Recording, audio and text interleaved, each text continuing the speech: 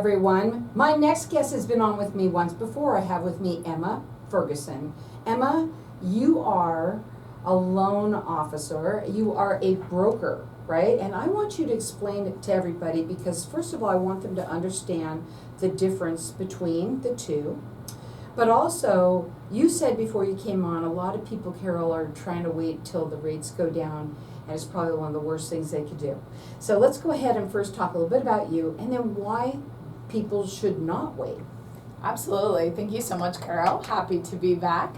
There is a really big difference between being just a direct lender or a bank versus being a broker. The main difference you have to think about is if you're a direct lender or a bank, all of that cost that goes to pay out people's salaries, all the staffing you have, the building, that's all reflected in your margins, which means that's reflected in your rate. So I used to work for a company, which I won't name, but if you have a client and you take their application, you kind of just have one rate sheet for that client. If they choose to go shop you, you get what you get and you can't really shop it around for the client.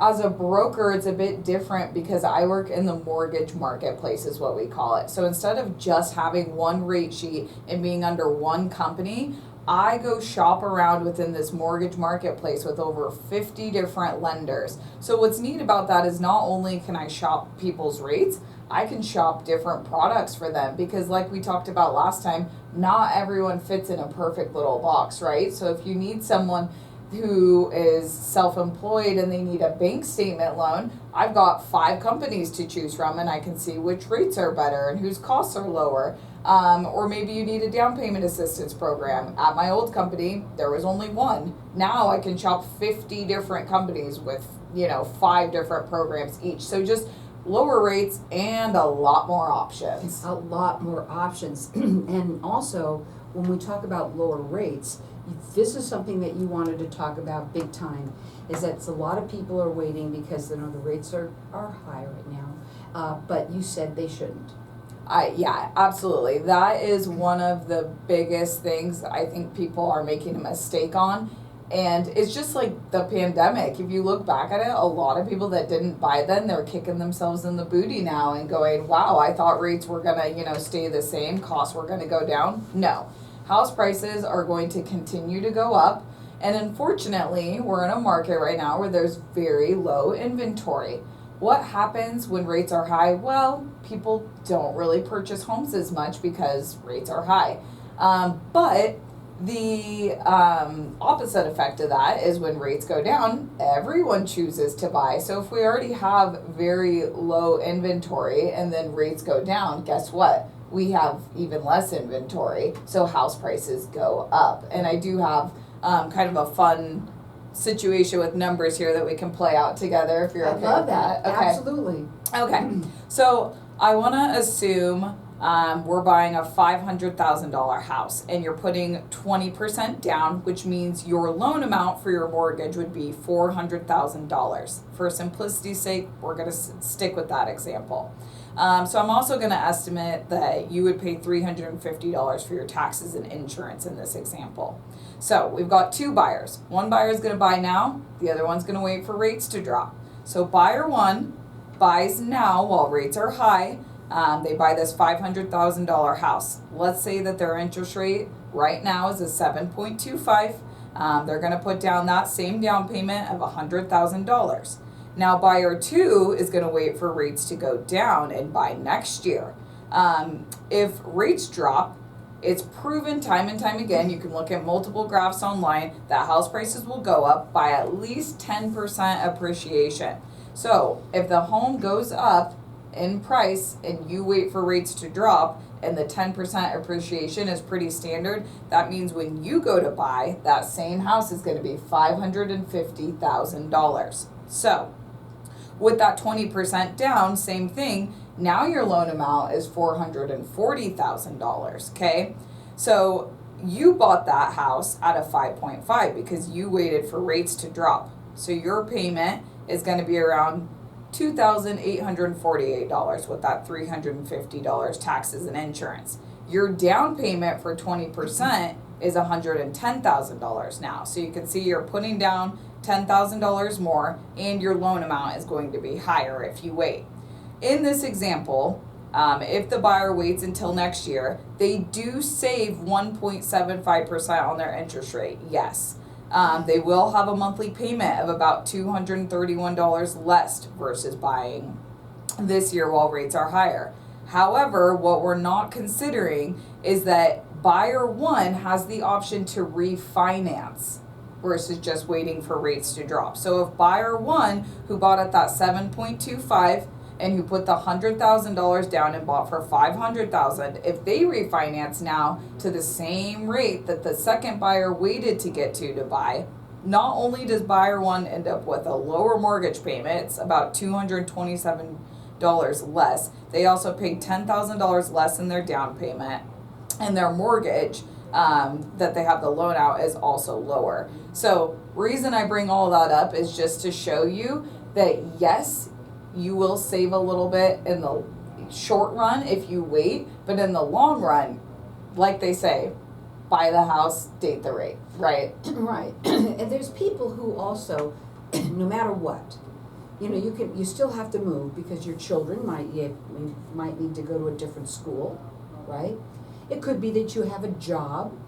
There's other reasons why people buy homes than just to wait for the rates to go down. And actually, it makes sense. Buy now, get that refi, and there's so much that you'll be able to do with that as well, right? Yeah, well, two parts on that, Carol. So the first part, I don't know what lender right now or broker or mortgage loan officer would not offer you some kind of a free refinance or some kind of benefit to buying now. Every single one of my clients, I'm telling them, I'll make sure your appraisal is covered. Hey, we'll make sure we can do this. And if you do a government loan, they actually offer free refinances. So, there's so many different options for refinancing.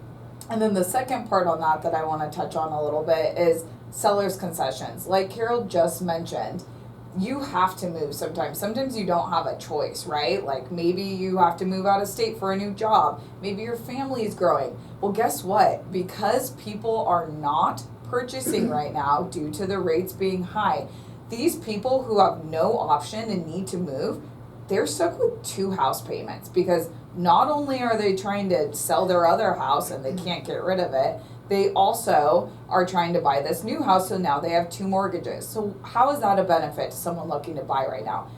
They are willing to offer you seller's concessions. Seller's concessions are things that can cover your closing costs. They can be used to buy down your rate. So sellers are a lot more willing to give you this help, this amount of money to buy their house because they can't get anyone to buy it and they need to get rid of it. Right, I had somebody do that. That actually happened to them where they were planning on, whatever they planned on didn't happen, right? And so guess what? They ended up having to rent into an apartment, and because the house wasn't going to be ready for them because the person that they were going to buy from didn't end up selling, well, whatever it was, I don't really remember, but they had to do that. And it ended up costing them way more money in the long run and the hassle of it as well.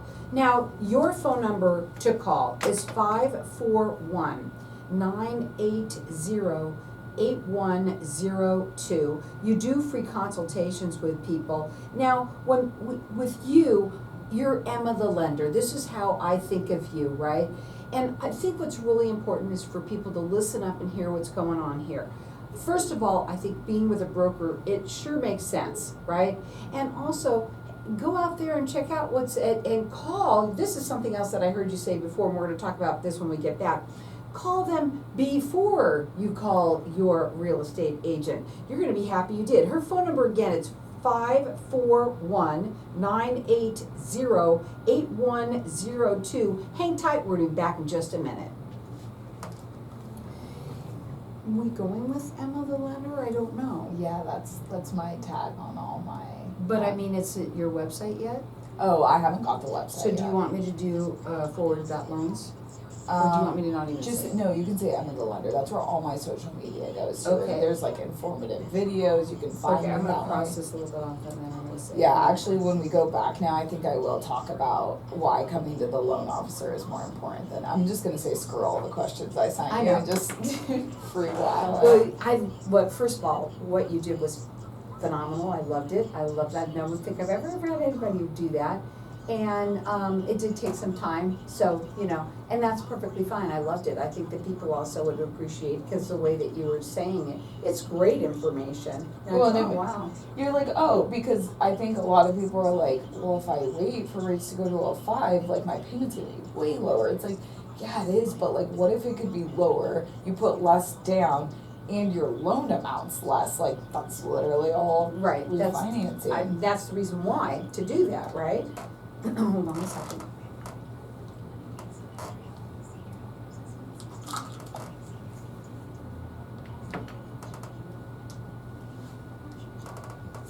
So when we come back, you said you wanted to talk about what? Right, let me tell me it again. Why it's more important to talk to the loan Oh, that's officer right, that's instead right. of the realtor It went first. right out of my head, Oh, okay, you're yeah. good.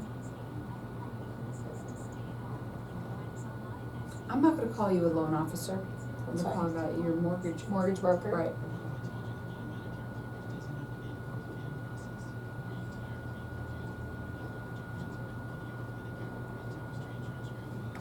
Okay.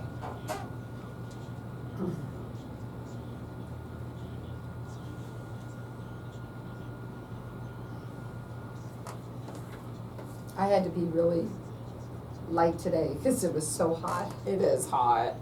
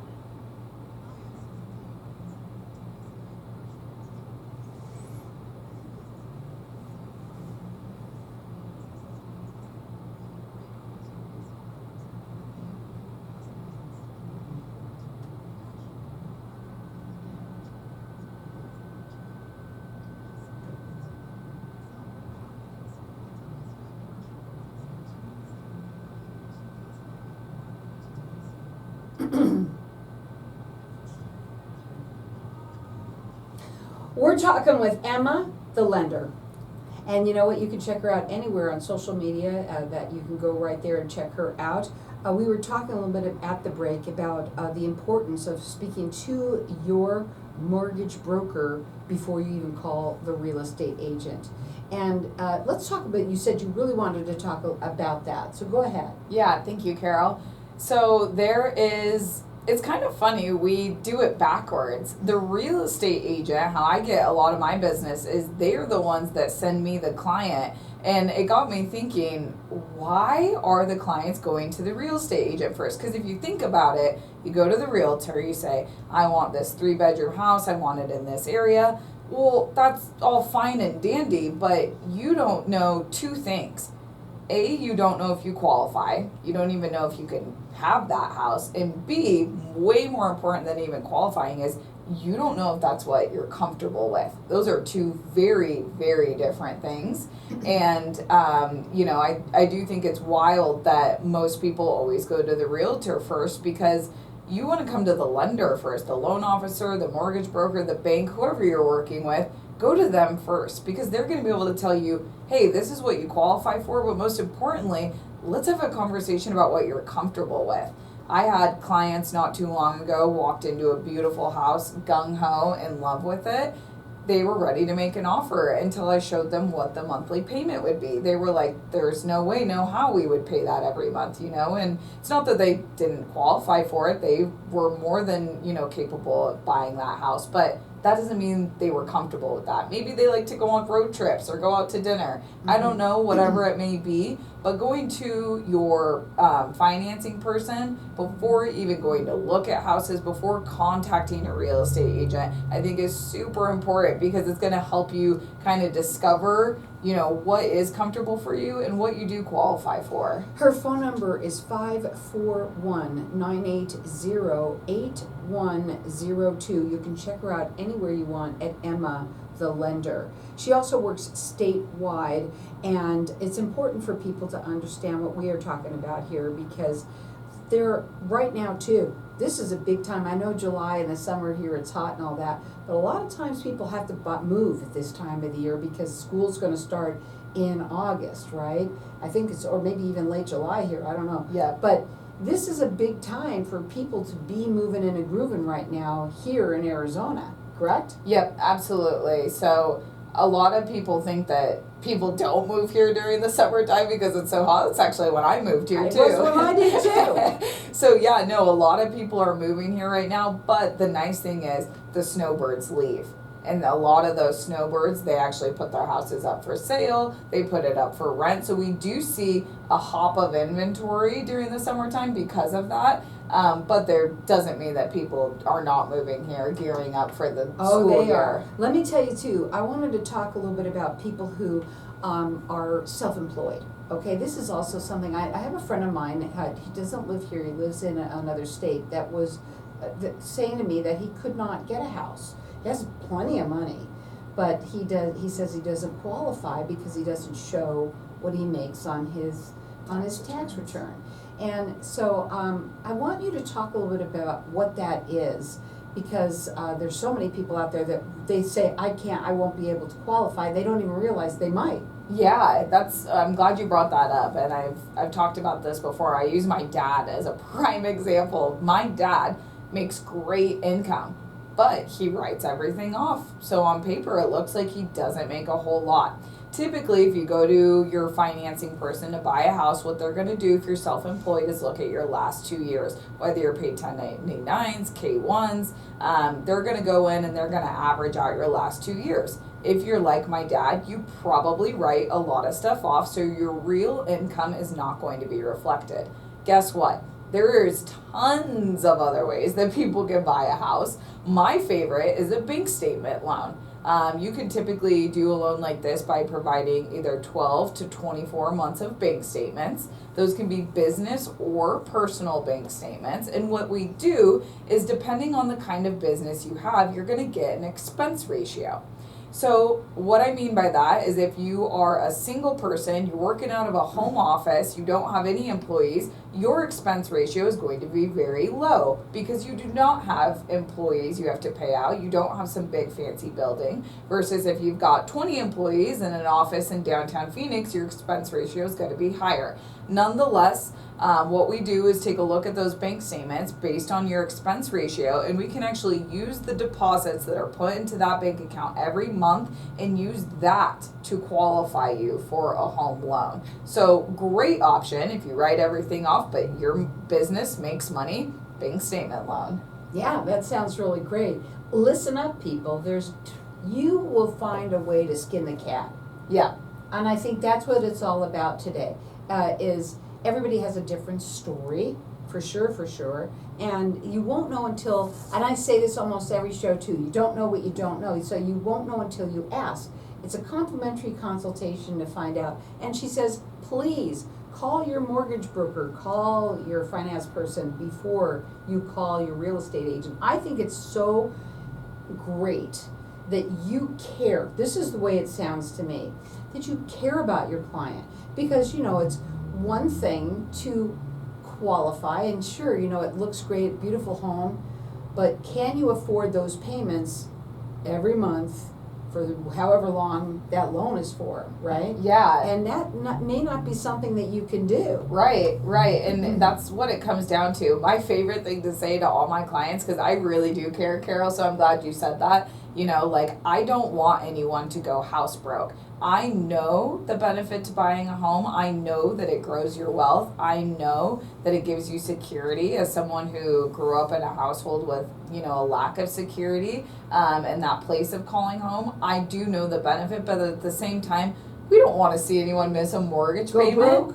Yeah, we don't want to see you go house broke. We don't want to see you tank your credit or you not have any funds to pay for your kids to go to college. None of us want that. So we really need to get creative right now with the rates being higher, with the house prices being high, right? Like, let's get creative and find a solution so that, whether you make it work right now or in the next 2 years, we get it done. And that's something else I'll throw out there. There is times I work with people for 2+ years before they do anything. So just because you're not looking to do something right this second or even this year, call me. Her phone number, I said her phone number, it's 541-980-8102. You can also check her out anywhere, social media big time, at Emma the Lender. Also, I want to talk about first-time home buyers real quickly.